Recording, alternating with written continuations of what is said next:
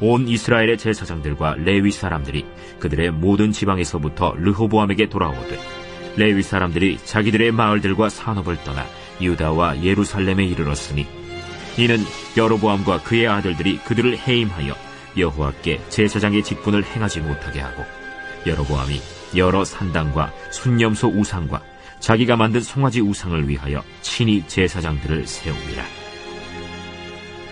이스라엘 모든 지파 중에 마음을 굳게 하여 이스라엘의 하나님 여호와를 찾는 자들이 레위 사람들을 따라 예루살렘에 이르러 그들의 조상들의 하나님 여호와께 제사하고자 한지라. 그러므로 3년 동안 유다 나라를 도와 솔로몬의 아들 르호보암을 강성하게 하였으니 이는 무리가 3년 동안을 다윗과 솔로몬의 길로 행하였습니다. 르호보암이 다윗의 아들 여리못의 딸 마할랏을 아내로 삼았으니 마할랏은 이새의 아들 엘리압의 딸 아비하일의 소생이라. 그가 아들들 곧 여우스와 스마랴와 사함을 낳았으며 그 후에 압살롬의 딸 마아가에게 장가들었더니 그가 아비아와 아떼와 시사와 슬로밋을 낳았더라.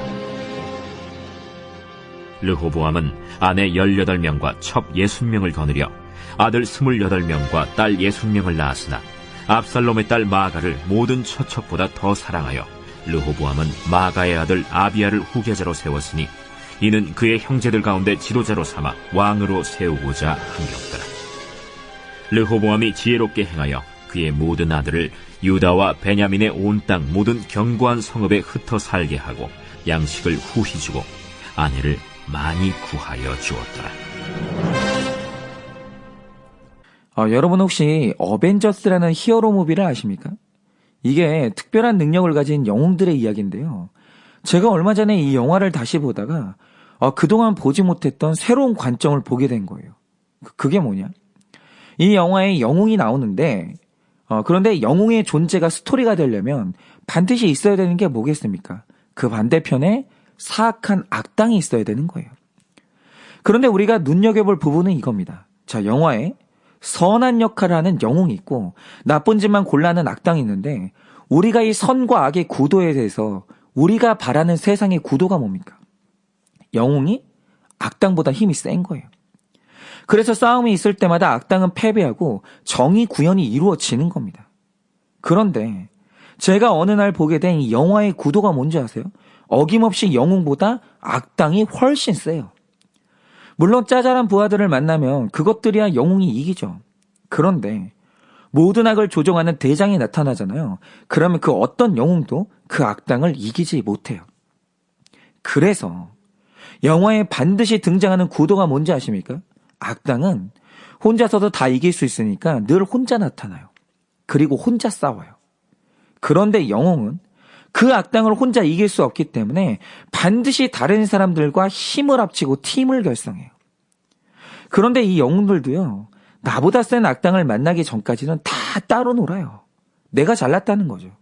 그런데 내가 이길 수 없는 악당이 나타나면 그들이 그 순간 공동체로 하나가 되는 거예요. 즉, 제가 영화에서 보게 된 기가 막힌 구성이 뭐냐? 선과 악이 있을 때 언제나 선은 악보다 훨씬 약해요. 그래서 1대1로 붙으면 악당이 영웅을 이겨요. 그래서 영웅은 반드시 누군가와 함께 해야 돼요. 그래서 이기는 게 영웅이에요.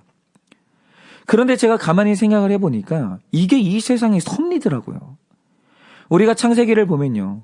원래는 세상에 육식을 하는 동물이 없었습니다. 세상에 창조된 모든 동물은 다 피 흘림이 없는 초식동물이었어요. 그때는 뱀도 초식동물이었고 사자도 초식동물이었습니다. 그런데 세상에 죄가 들어오면서 피조 세계에도 악이 흘러들어왔는데 그러면서 세상에 남의 피를 흘려서 먹고 사는 육식동물이 생겨난 거예요. 포악한 생물이 생겨난 거죠.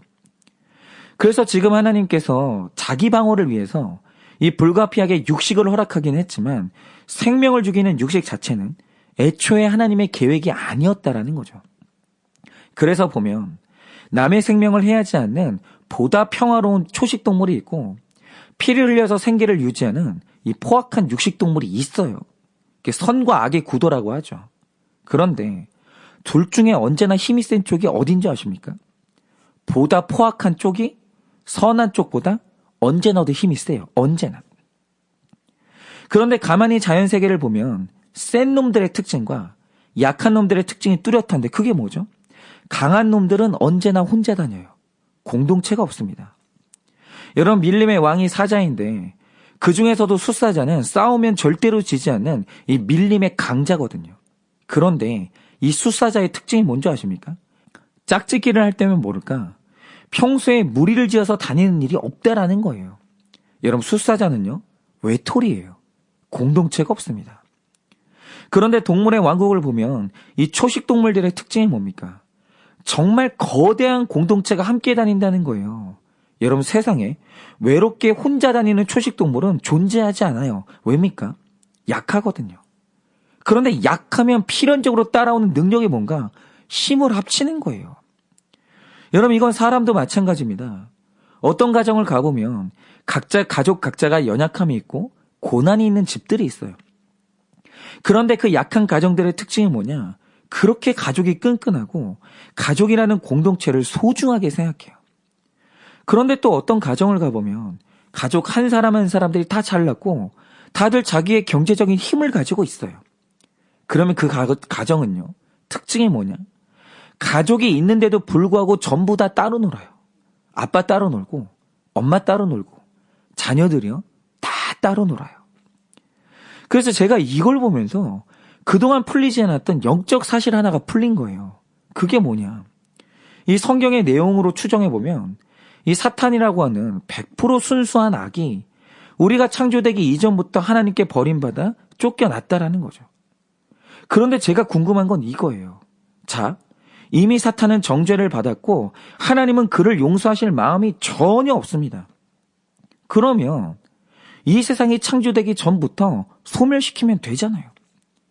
그런데 왜 하나님은 사탄의 존재를 놔두셨을까? 도대체 그 목적이 뭘까? 이게 너무 안 풀리는 거예요. 그런데 이 사탄의 존재라는 것은 우리가 다 알 수 없는 신비의 영역이거든요. 그래서 한 가지 측면을 깨달았다고 이 사탄을 남겨두신 하나님의 섭리를 100% 이해했다고 말하면 안 돼요. 그런데 이 사탄의 존재에 대해서 제가 한 가지 깨닫게 된 사실이 있어요. 그게 뭐겠습니까? 자, 보세요. 하나님을 정말 잘 믿는 성도가 있어요. 그 대표적인 예가 욥이죠. 그런데 욥이라는 사람을 성경이 어떻게 소개하냐면 이 사람은 온전하고 정직하여 하나님을 경외하고 악에서 떠난 자라고 소개해요. 그러니까 욥은 그 자체로 인간이 도달할 수 있는 최고 수준의 거룩에 도달한 사람이에요. 착한 사람이죠. 그런데 어느 날 악한 사탄이 그에게 찾아와요. 그럼 제가 하나 여쭤볼게요. 선한 한 명의 인간과 100% 악한 사탄이 만났어요. 둘 중에 누구 힘이 셀까요? 하나님이 구성하신 힘의 섭리가 뭔지 아십니까? 사탄이 인간보다 훨씬 세요. 그러니까 착한 쪽이 악한 쪽보다 약해요. 인간은 어떤 경우에도 우는 사자처럼 달려드는 사탄을 이기지 못합니다. 그런데 한편 이 놀라운 섭리가 뭐냐? 우리가 이길 수 없는 이 사탄 때문에 이 땅에 생겨난 게 있는데 그게 뭐죠? 신자들의 모임인 교회예요. 이상하죠? 신자는요, 공동체를 이루어요. 왜 그러면 선하고 착한 이 신자들은 공동체를 이룰까? 여러분, 만약에 내가 혼자 기도해도 은혜 받을 수 있고 내가 혼자 싸워도 사탄을 이길 수 있다고 하죠. 한마디로 세상이 나보다 약하고 사탄이 나보다 약했다면 우리는 공동체가 필요가 없는 거예요. 교회는 존재하지 않는 겁니다. 그런데 성도가 간절함을 가지고 교회라는 공동체를 만든 이유가 뭐겠습니까? 사실 교회를 세운 1등 공신은 사탄이에요. 여러분, 이 세상에 나 혼자서는 절대 이길 수 없는 사탄이 있으니까 신자는 교회라는 공동체를 이뤄서 함께 싸우게 된 거예요. 그 이상하죠. 혼자서는 절대 사탄을 못 이겨요. 그런데 이 구속사의 힘의 원리는 예수님이 재림하시는 그날까지 계속되는 거예요. 여러분이 지난 역사를 되돌아보십시오. 단 한 번이라도 교회가 세상보다 컸던 적이 있습니까? 언제나 불신자의 세계가 신자의 세계보다 커요. 그리고 단 한 번이라도 교회가 악한 세상보다 강했던 적이 있습니까? 그런 적은 없었고 하나님이 그걸 허락하지도 않으세요. 왜냐? 악은 강하고 우리가 약해야 세상의 교회라는 성도의 모임이 존재하고 공동체가 실현되기 때문이에요. 여러분, 하나님과 우리의 연합이라는 이 영적인 공동체는 내가 약하고 악이 강해야 더 단단하게 결속되는 거예요. 그런데 바로 이 원리가 오늘 말씀에 그대로 나타나는 겁니다. 자, 솔로몬이 죽고 그의 아들 르호보암이 왕이 됐는데 그가 왕이 되자마자 고난을 당한 게 아니에요. 여러분, 르호보암이 왕이 된 다음에 3년 동안은 전성기를 누렸습니다. 그런데 참 이상한 게 뭐냐? 번영을 이루는 3년 동안 르호보암의 삶에는 공동체가 없어요. 옆에 사람이 없어도 내가 부자고, 옆에 돕는 사람이 없어도 잘 나가니까 조언해주는 사람도 필요가 없고 누구 말도 듣지를 않는 거예요. 그런데 성공과 번영 가운데 있었던 르호보암의 가장 치명적인 교만이 뭐였냐? 그 기간 동안에 르호보암이 하나님의 음성 듣기를 사모했다거나 그가 아버지처럼 성실하게 예배했다는 구절이 한 구절도 없어요. 즉, 내 삶에 나보다 강한 적이 없고 내가 넘을 수 없는 환경에 고난이 없으니까 하나님도 필요가 없어지는 거예요. 그런데 이건요, 르호보암이 특별히 악해서 이런 게 아니라 이게 바로 사람의 딱 기질이고 섭리예요. 스스로 내가 강하다, 내가 다 이길 수 있다고 생각하는 사람은요, 어떤 경우에도 공동체를 사모하지 않아요. 그냥 나 혼자 결정하고 나 혼자 인생의 길을 걷는 겁니다. 근데 제가 짧은 교회 역사를 봐도요, 이게 여실히 드러나요. 제가 아는 목회 선배님들 중에 교회 개척 초기에 시험 들고 넘어진 사람은 한 명도 없었습니다. 시간의 여유도 없고 돈의 여유도 없고 조금만 흔들리면 모든 게 무너지기 때문에 정말 그때는 깨어서 하나님만 단단히 붙들고 하루하루를 걷는 거예요. 여러분, 그런 때는요, 목사님하고 사모님이 안 싸워요. 세상에 둘밖에 없기 때문에 목사님의 사모님들은요, 사이가 좋아요. 그러니 무슨 교회에 시험이 들고 넘어지는 일이 있겠어요. 그런데 정말 이상한 게 뭔지 아세요? 교회가 성장을 하기 시작하더니 성도가 1,000명, 2,000명, 5,000명이 되니까 재정적인 걱정이 없어져요. 그리고 나 대신 일해줄 부교육자들이 많아지면서 열심히 일하는 거예요. 게다가 병원을 가서 검사를 해보니까 앞으로 당신의 건강이 20년은 끄떡없다고 하는 거예요. 그러면 그때부터 마음에서 피어나는 이상한 일이 뭔지 아십니까? 묻지도 않고 듣지도 않는 거예요. 한마디로 공동체가 사라지면서 천상천하 유아 독존, 나 혼자가 되는 거예요.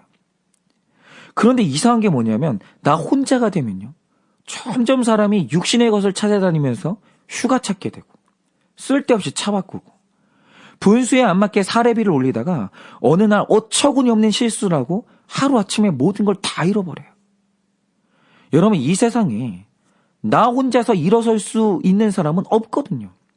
그런데 내 삶에 르호보암처럼 번영이 찾아오고 혼자서도 걸을 수 있겠다는 교만이 찾아오면 사람은요, 제일 먼저 공동체를 나와요. 혼자 그렇게 좋은 거예요. 그런데 바로 그때만 사탄은 기다리고 있는 거예요. 왜냐? 혼자 있는 인간은 사탄이 이길 수 있거든요. 여러분, 사탄은요, 홀로 서 있는 인간을 100% 무너뜨릴 수 있습니다. 그런데 오늘 말씀을 잘 보세요. 이렇게 홀로 있으면서 통치 4년째 이 우상숭배에 빠진 르호보암에게 여로보암이라는 악당이 나타났는데 너무나 신기하게도 영적 후사 르호보암과 육적 후사 여로보암 둘 중에 누구 힘이 더 셉니까? 악한 여로보암의 힘이 더 센데 얼마나 세냐? 르호보암을 지지하는 지파는 유다 지파와 베냐민 지파 둘뿐이었어요. 그런데 나머지 10지파는 전부 다 여로보암을 지지하는 거예요. 그러니까 불신자 여로보암이 조금 더 센 게 아니라 압도적으로 셌다는 거예요. 압도적으로. 여러분, 이게 바로 구속사의 생리예요. 언제나 악이 선보다 강해요. 그런데 우리 현실도 그렇잖아요. 우리나라에서 압도적으로 강한 인류 기업이 삼성인데 여러분, 삼성의 리더가 신자예요, 불신자예요? 불신자입니다. 여러분, 신자가 운영하는 기업 중에, 그리고 이 세상에 서 있는 교회 중에 삼성보다 돈 많고 삼성보다 힘센 곳은 없어요. 그러면 우리는 이게 너무 이해가 안 가잖아요. 아니, 하나님이 역사의 주인이고 주권을 행사하시는데 왜 불신자에게 더 강한 힘을 주시나? 만약 삼성의 리더가 신실한 신자라면 그 돈으로 선교도 하고 정말 많은 사람한테 영향력을 미칠 텐데 왜 하나님은 믿는 르호보암이 아니라 불신자 여로보암에게 10지파를 주실까? 이게 이해가 안 가는 거예요. 그런데 오늘 말씀을 잘 보세요. 13절부터 15절을 보면 불신자가 10지파의 주인이 되니까 막 힘을 휘두르기 시작하는데 신자를 핍박해요. 산당에다가 염소와 송아지 우상을 세우고 하나님이 명하지도 않은 자기의 제사장을 세우는 거예요. 그러면 어떤 일이 일어나겠습니까? 그 전에 여호와를 섬기던 레위인들과 제사장들은 다 쫓겨나서 실업자가 되는 거예요. 그러니까 신자가 불신자한테 핍박당하고 불신자가 신자를 찍어 누르는 거예요. 그런데 여기서 나타나는 신기한 하나님의 섭리가 뭡니까? 16절에 보면 나보다 힘센 악당이 나타나니까 북쪽에 있던 신자들이 예루살렘으로 모이기 시작해요. 교회로 모여들기 시작하는 거죠. 그러자 17절에 나타나는 신기한 기록이 뭡니까? 그때부터 르호보암이 강성해졌다라는 거예요. 그런데 이 강성해졌다는 표현은요, 다윗이 공동체와 함께 전성기를 맞이할 때 그때 썼던 표현이 뭐냐? 그게 바로 강성해졌다라는 표현이에요. 그러니까 오늘 예루살렘 교회가 이전보다 더 부흥했고 드디어 르호보암의 삶에 공동체가 생겼어요. 그런데 이 르호보암의 삶에 공동체를 만들어준 1등 공신이 누구냐? 그게 바로 나보다 훨씬 더 강한 불신자 여로보암이에요. 그러니 우리가 구원받는 데 있어서 없어지지 않을 구속사의 균형이 뭐냐? 주님 오시는 그날까지 신자보다 불신자가 더 강할 겁니다. 언제나 교회보다 세상은 더 강할 거예요. 왜냐? 사람은 나보다 강한 고난과 악한 존재가 있어요. 그래야 교회라는 공동체를 이루고 하나님과 강력하게 연합하기 때문이에요. 그런데 이게 잘 되면 일어나는 일이 뭐겠습니까? 여러분 역사를 보면 분명히 2지파의 남유다보다 10지파가 속한 북이스라엘이 훨씬 강했습니다. 이들이 경제적으로 훨씬 더 부유했고요. 군사적으로 훨씬 더 강했어요.